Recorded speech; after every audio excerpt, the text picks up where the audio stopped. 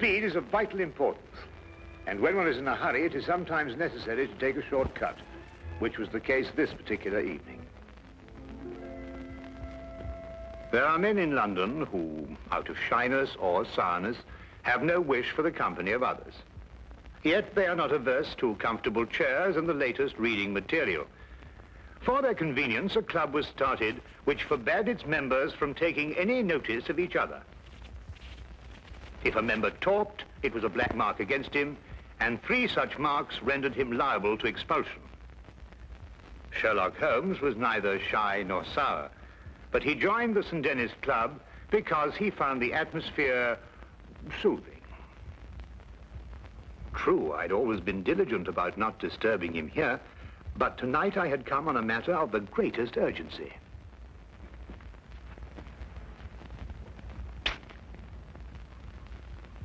I beg your pardon?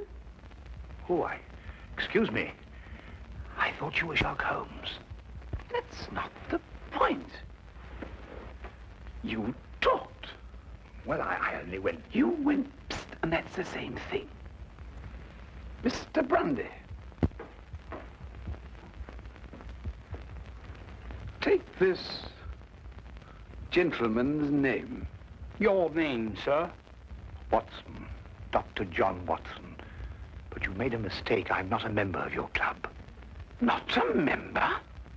How did you get in? Well, Brandy? You'll accompany me out, sir. I'm here on very urgent business. Our constitution forbids talk of any kind. Follow me, sir. And I'd like you to understand I'm not the sort of man who enters a club like this uninvited, but the circumstances happen to be extraordinary. Holmes!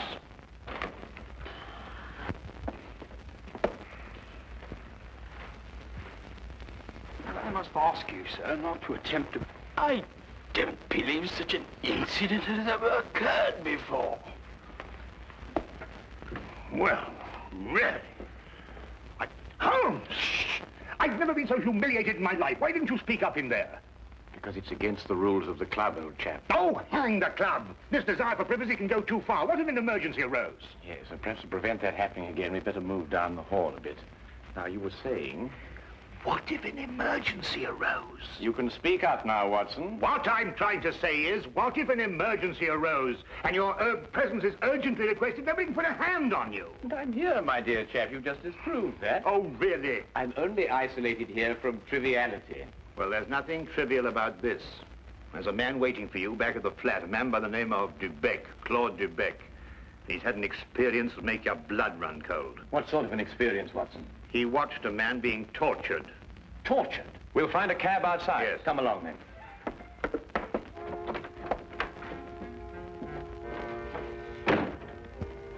Once outside, we immediately hailed a cab, and I began to tell Holmes what I knew of the case. Holmes sat in silence as we rode, and I knew that my explanations had done nothing more than rouse his interest in talking to Mr. Dubec. Perhaps it was a nightmare. I'm no longer sure. But I saw a man being tortured, starved to death. I was powerless to help. Here, drink this. It'll do you good. Thank you. Any true Frenchman will tell you that this brandy has to be sipped. Safer, but if you'll excuse me once. Poor devil. Maybe he's still alive. Mr. Holmes, you must find him before it's too late. Monsieur Dubec, we'll do our best to help you, but first of all, you must tell us who this man was and how you came to meet him. His name was Charon. Paul Charon. And how I came to meet him. What day is it today? Wednesday. Wednesday. Wednesday, then it was last Friday that it happened. You know, Mr. Holmes, I'm an interpreter. And I interpret nearly all languages. Now, since I'm French by birth, it is with this tongue that I'm principally associated. Now, I'm very well known in the hotels, and it occurs frequently that I'm called for at the strangest hours by travelers who get into difficulties. Now, I was not surprised, therefore, when I heard shortly before 11 o'clock at night someone knock at my door.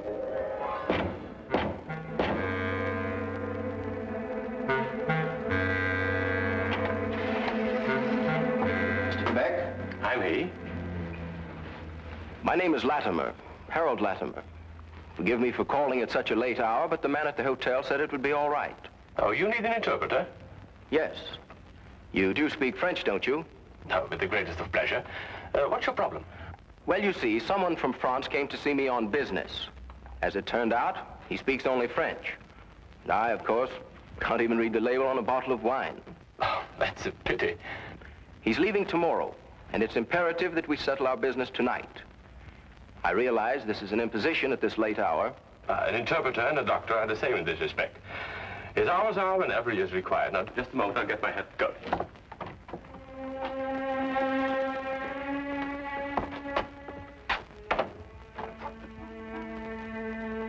Mr. Latimer had a cab waiting outside. I didn't think to give it more than a passing glance. However, there was a strange atmosphere as I entered. One can sense such things.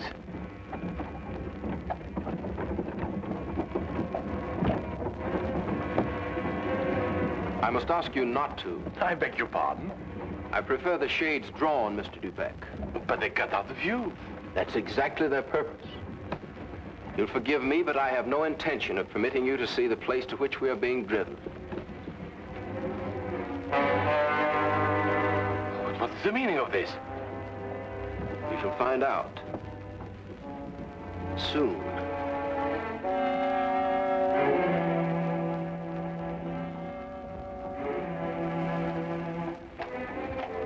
For nearly 2 hours we drove without my having the least idea where we were going. All the time I sat in silence, wondering what on earth could be this man's reason for kidnapping me. Whatever it might be, there was no possible use in my resisting.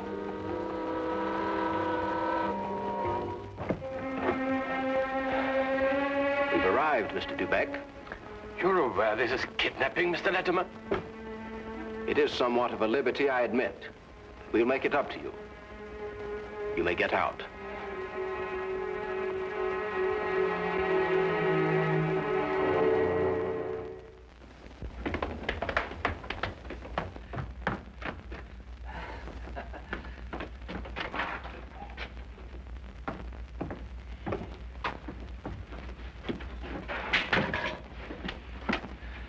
Is this, Mr. Dubeck, Harold?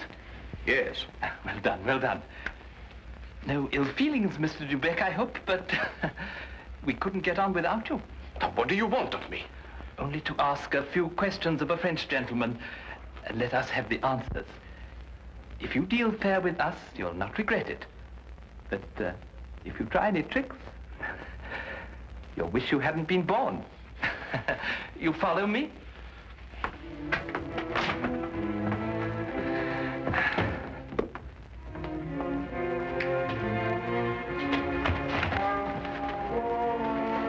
We put him in one of these so as to move him more easily. What have you been doing to this poor man? That is no concern of yours.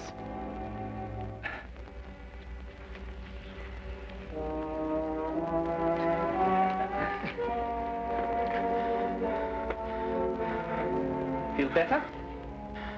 Cochon. Salaud bandit. You don't have to understand French to know that is not a compliment. But no matter. Ask him if he's prepared to sign the papers. For your own good, be quick about it. Acceptez-vous de signer les papiers? Jamais. Never. Tell him he is doing her no service. Vous ne lui êtes d'aucune aide.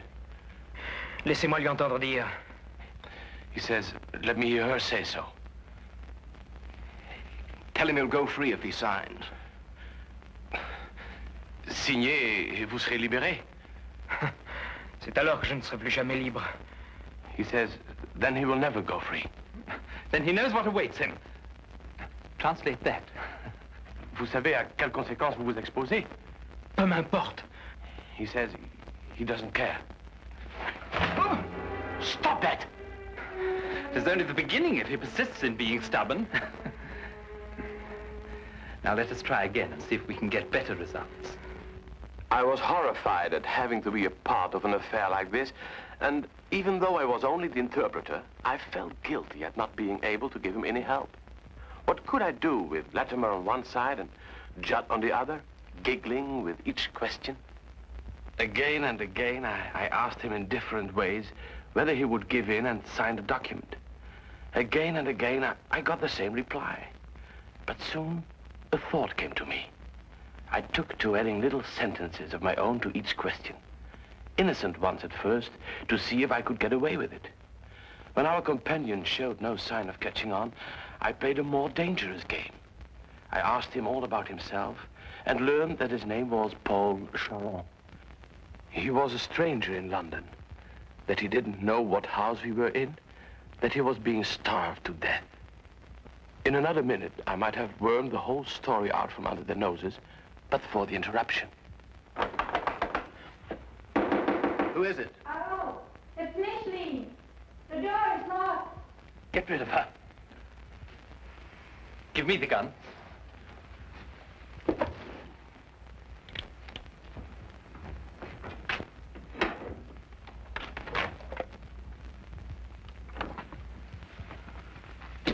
Micheline, dear. I thought you went to bed hours ago. I couldn't sleep at all. I can't think of nothing but Paul. Now, Micheline, there's nothing to worry about. But he should have been here 2 days ago. It isn't like Paul to do something like that. Something must have happened to him. Nonsense. I'll wager anything that he was delayed somewhere on business. Then he would have written to me. If I don't hear from him by tomorrow, I will go to the police. Micheline! Paul! He's in there! Micheline, what's the matter with you? Have you taken leave of your senses? But it was Paul's fault. It was nothing of the kind. But I did, I heard. Would I lie to you? If Paul were in there, wouldn't I tell you? Judd is in there. Judd. That's all. Oh, well, I don't know what's happening to me. Now, darling, it's only a case of nerves. You'll be all right after a good night's rest. But it never happened like that before. You've probably never been under such a stress. But it's foolish. If something happened to Paul, you would have heard about it by now. The fact that you haven't is proof enough that all is well. You're probably right. Of course I am. I'll take you back upstairs.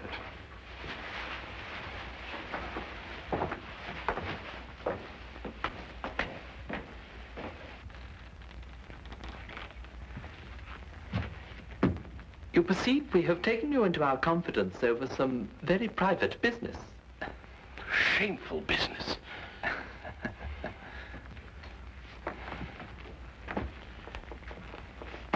Necessary business. But it would not be to our interest if you spoke to anybody about it. Therefore, I am paying you a fee such as you have never before received in your life. There will be more the next time you come here. Thank you. However, I don't place all my faith in money. Therefore, I must warn you that if you speak to a single soul about this, we shall know about it. And you will pay for it with your life.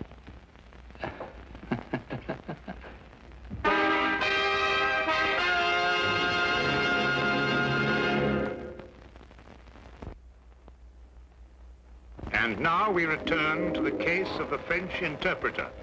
This man, this evil man, escorted me back to the carriage and took his place opposite me. We drove for about half an hour, and the shades were drawn as before. Then we came to a stop, and he ordered me out. I walked for a mile or so, and then I found myself at Wadsworth Common, and there took the train to Victoria Station. I see. And there, I presume, your adventure ended. Yes. Now, I should have gone to the police right away, but I feared for the man's life. Now, Mr. Holmes, someone told me that you worked with a complete discretion. Oh, you can be assured of that. Mr. Holmes, would you please try to find him? I'll try, but you must realize that my success depends almost entirely on your memory. I've told you everything. Only everything you were able to see. I've told you everything. I repeat, Monsieur Dubec, Only everything you were able to see. I don't understand. Well, on the way to the house, you saw nothing because the blinds were drawn in the carriage. Uh-huh. But you could still feel and hear, couldn't you? Now, as you were going along, could you tell whether it was a rough or smooth road? Oh, yes, now I know where you're getting at. Well, during the first part of the trip, the road was smooth. Mm-hmm. And then we seemed to turn off on a country road. A country road? Yes. Now, when you were going along that part of the road, did you hear anything like cattle or poultry or sheep? Sheep? Yes, that's what I heard. Now, think hard. Was there anything else?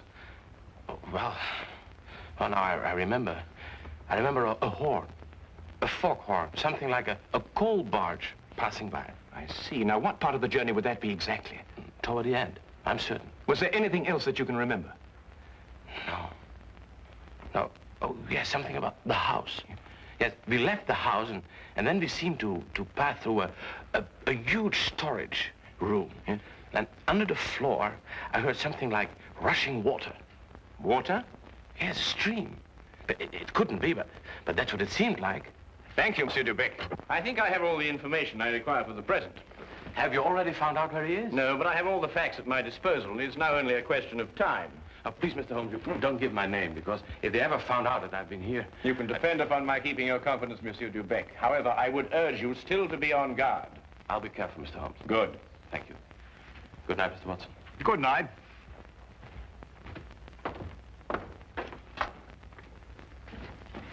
Good night, sir.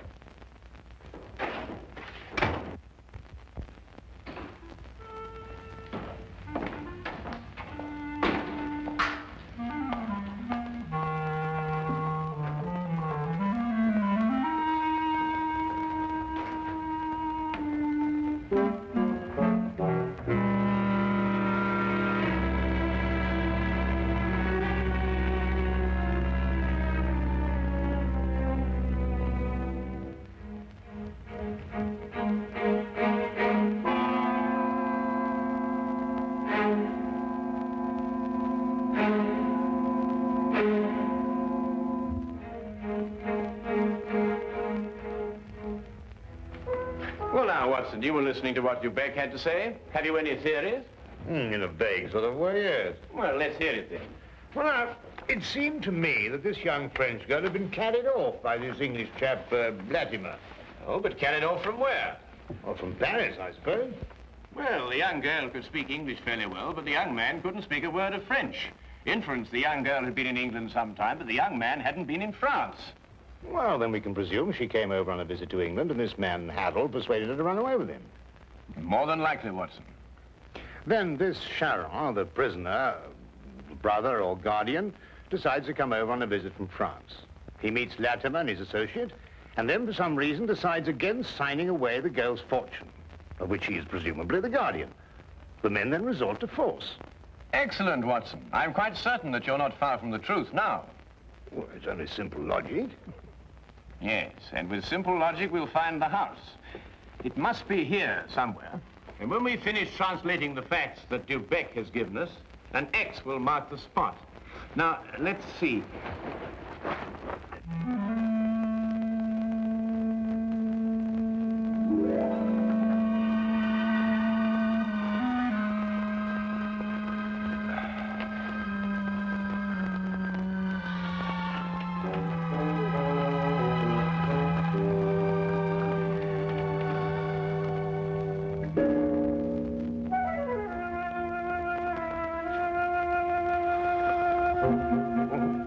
Doctor, I'm sorry to disturb you, Doctor. Would you mind getting your coat? We'll pick up Lestrade on the way. You found it? I believe so. Holmes, do you think we should find Dubec in case we need an interpreter? Now, that's an excellent idea.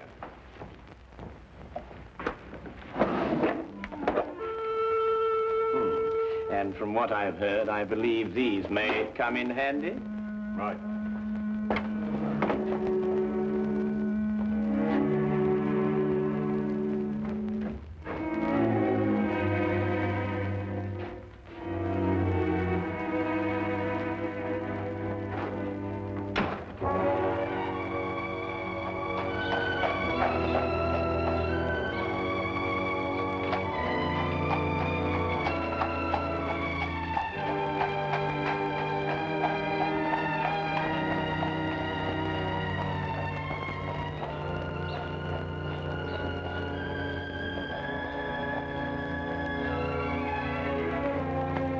De Beck had his lodgings just across the river, and we decided to walk there.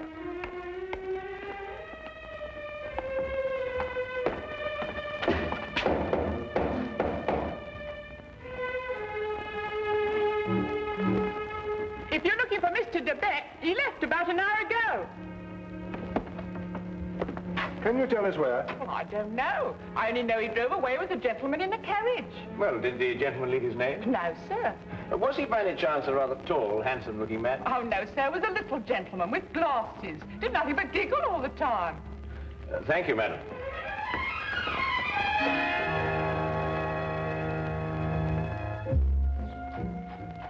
Even the weather seemed to be against us, and as we found our cab and started on our way, it began to rain. According to Holmes's calculations, we had a considerable way to go, and we had to go fast if we were to be in time. London streets in the rain are a handicap to any carriage, so there's nothing for us to do but hope and wait. À manger. Comme de la manger. Does he still say no? He asked for food. Have mercy on that poor man. He will be fed the moment he signed the papers. Tell him that. Signez, mon vieux, et un repas vous sera servi. Je n'en peux plus. Je signerai tout ce qu'on voudra, mais qu'on me donne à manger. He'll sign. At last.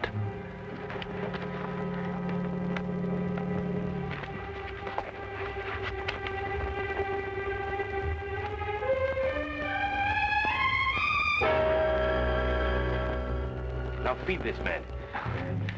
It would be foolish to spare him, only to have to kill him again. Kill him? And you broke your promise. You spoke to Sherlock Holmes. That's not... That's true. There's no point in lying, but you couldn't tell him where we are. And even the famous Mr. Holmes could never deduce that.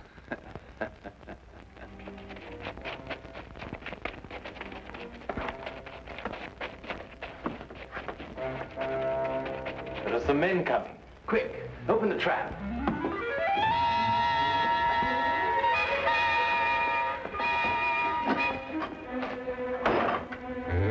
All right, you two, down there.